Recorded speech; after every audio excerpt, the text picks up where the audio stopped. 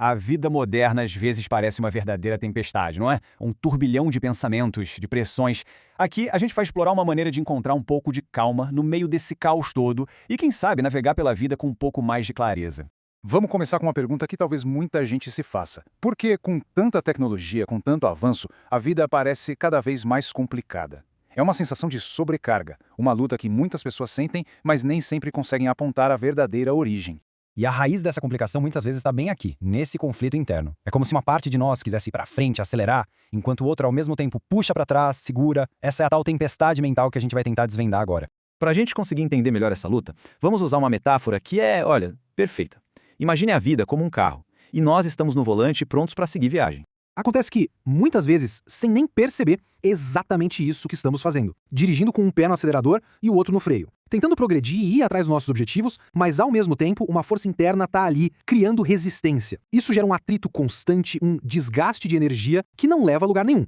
E como diz essa citação, o resultado é inevitável. Com os freios acionados, se você tentar ir a algum lugar, você vai se consumir. Não se trata só de não sair do lugar, é um processo de autoesgotamento. É a receita certa para a exaustão, para a frustração, aquele sentimento de que todo o esforço é em vão.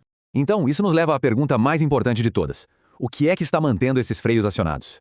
Para a gente seguir em frente, primeiro a gente precisa entender o que é essa âncora que nos prende. A causa tem nome. É um processo chamado identificação. É quando o nosso senso de eu se mistura com coisas que na verdade não são a gente. Podem ser as nossas coisas, o nosso trabalho, as nossas opiniões, até mesmo os nossos relacionamentos. E olha só que exemplo simples e poderoso disso. Pense naquelas famílias em que cada um tem o seu prato. Mesmo que todos os pratos sejam idênticos, a ideia de este é o meu é tão forte que a pessoa se recusa a comer em qualquer outro. O prato, coitado, não tem sabor, não tem nada, mas a identificação com ele é, nossa, imensa. E claro, esse processo vai muito além de pratos. Cada vez que a gente se identifica de forma muito profunda com algo externo, seja a nossa casa, o nosso cargo, o dinheiro, as nossas conquistas, é como se estivéssemos lançando mais uma âncora no mar. E cada uma delas nos prende um pouquinho mais, limitando a nossa liberdade. Certo. E o que acontece quando se está preso por tantas âncoras assim? A consequência é toda interna. É uma agitação constante que podemos chamar de uma tempestade de areia mental.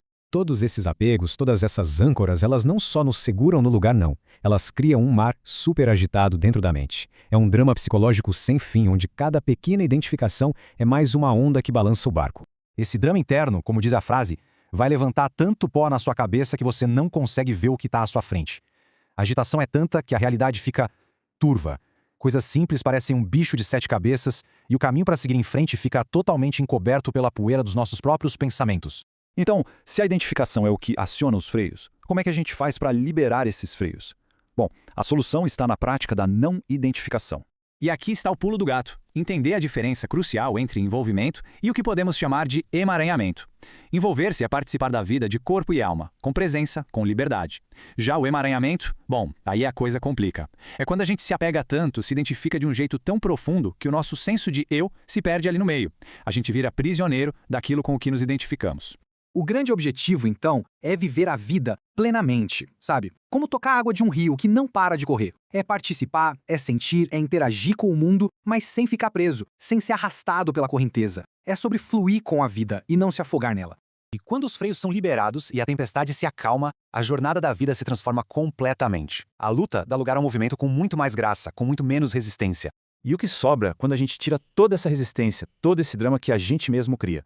Quando a gente limpa a vida de todas as nossas identificações, sobram apenas duas certezas, duas coisas fundamentais. A gente nasce e um dia a gente morre. Esses são os dois únicos pontos inevitáveis da jornada. Todo o caminho gigantesco entre eles, todos os desvios, as escolhas, nada disso é pré-determinado pelos nossos apegos. É, na verdade, um imenso espaço de liberdade. No fim das contas, o objetivo é permitir que a vida aconteça com leveza, como uma pena flutuando na água. E quando a morte chegar, permitir que ela também aconteça com a mesma graça. Ao soltar o apego, a gente troca a luta pela fluidez. E isso tudo nos deixa com uma reflexão final, uma pergunta que cada um pode levar consigo para pensar a respeito.